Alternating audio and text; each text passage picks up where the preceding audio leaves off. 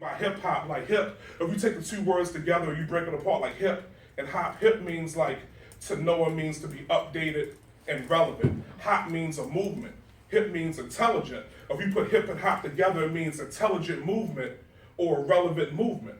You know what I'm saying? So I use hip hop as a way to teach kids how to deal with and process their emotions as a form of therapy.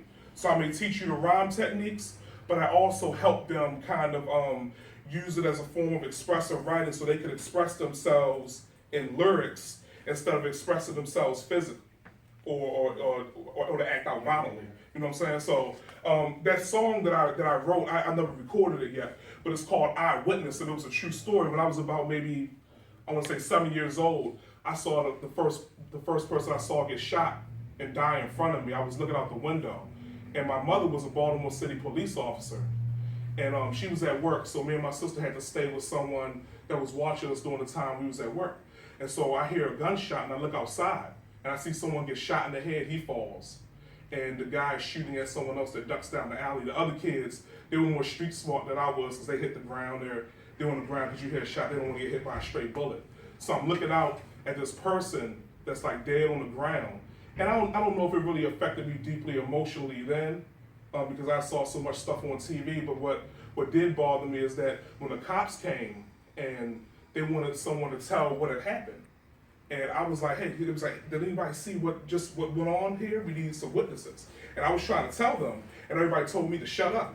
And I couldn't understand why I was being silenced, why I couldn't have a voice, because adults tell you at the time, like, don't lie, tell the truth, reach out, and if you see something bad happen, you should tell someone. My mother came later, and she kind of explained to me that if I would have told, then I could have faced retaliation from the people who did it. That's how we learn in the hood in Baltimore City about not snitching.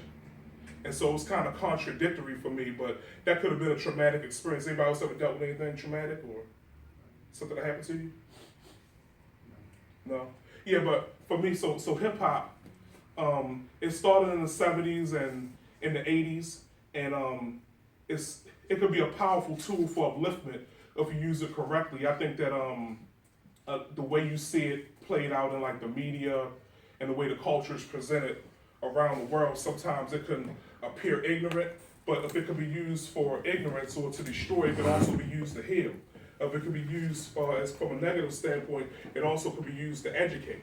And that's the type of hip hop that I'm about. So today I want you guys to maybe write something for me of something that you've been through, like write not a whole song, but maybe a verse.